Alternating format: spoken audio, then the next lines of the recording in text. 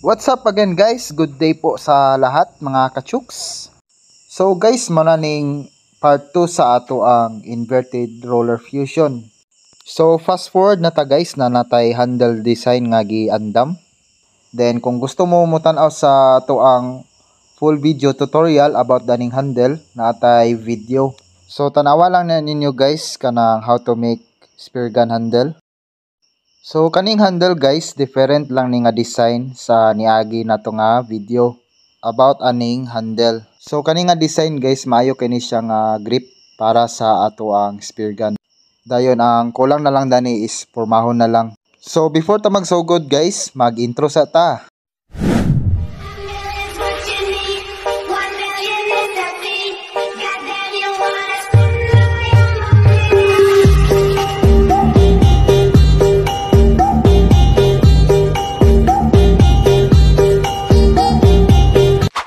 So dani guys, nakita ninyo nagamit na sa tag router. Para sa ako guys, gamit kayo ning router guys pang forma sa ato ang spear gun. Ug dani sa handle guys, maka-design ta gamit ang router.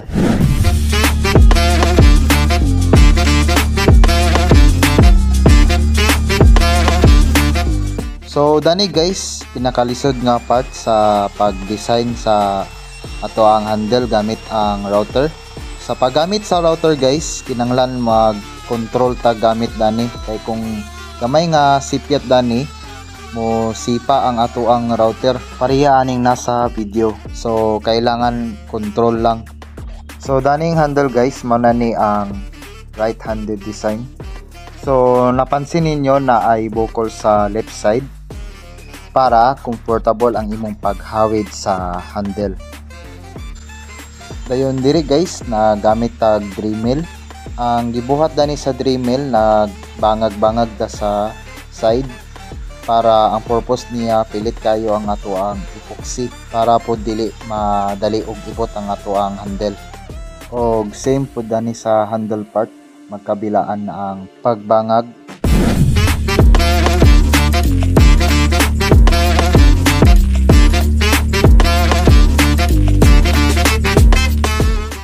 So guys, nag-apply na tag epoxy para sa ato ang handle. So andam na nato i-install. Dayon butangan din nato og F-clamp para hugot ang pagpilit. Dayon hulatan nato sa 24 hours nga pag-uga sa ato ang epoxy.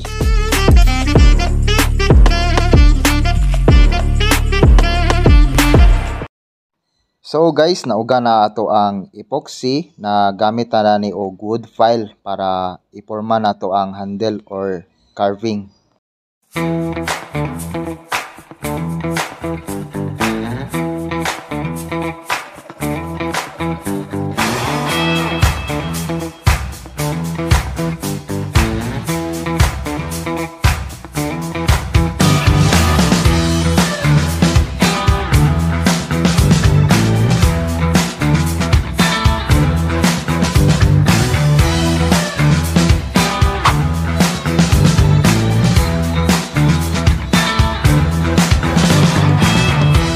So diri guys, na gamit na ta og Dremel pang grind or carving sa ato ang design.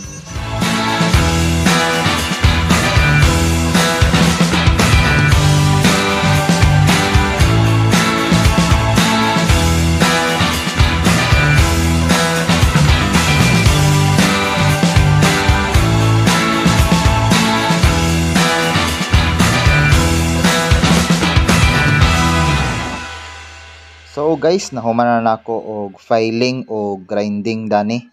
Dayon sunod manumano na ta og sanding. So guys, magsugod na ta og sanding. Ganina nagamit ko og 60 grit nga sanding paper. Dayon sunod kaning 120 grit nga sanding paper.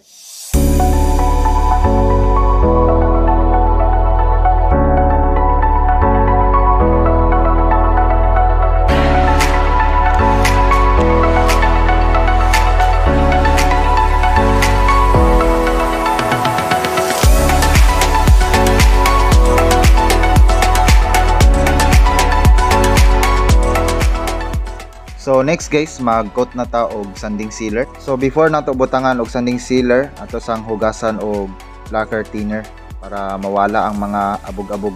Next guys, mag-apply na ta sa lacquer sanding sealer. Dayon pag human natog apply og duha ka coat, ato ang isanding sa 240 grit.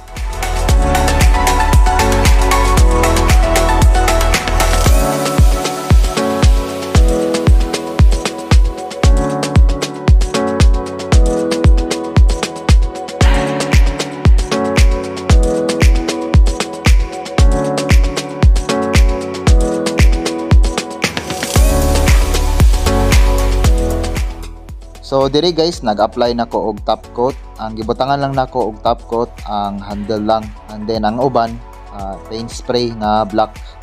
Ang handle lang nako gibutangan kay ganahan ko sa iyang design sa grano, para pod makita ang iyang design sa grano gamit ang clear coat. So next guys, nag-apply na ta og paint spray gamit ang color matte black.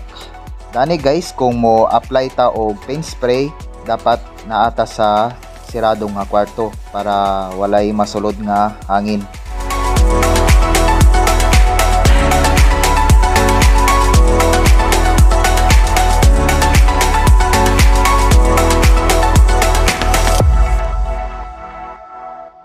So guys, nakumpleto na nato og top coat dayon paint spray. Next dayon guys, mag-assemble na ta sa iyahang mga accessories. So dani guys, nakaandam na ato mga accessories, and then by the way, mogamit day ta og MVD reel. Dayon natay lead weights para sa buoyancy, dayon roller wheels, then bracket og trigger mechanism. So ato na i-assemble guys.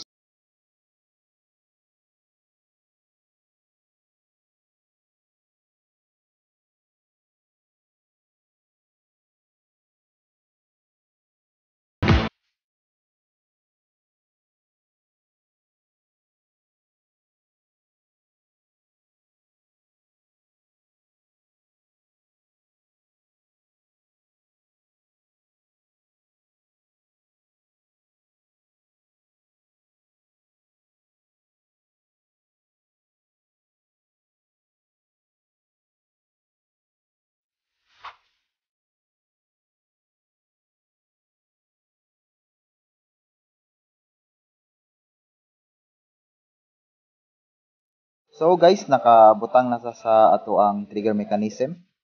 So mo na iyang forma guys. Dayon dani guys, nagbutang na ta sa lead weights. So gibutangan na to siya screw para dili matangtang. So next guys, mag-install na ta sa MVD reel.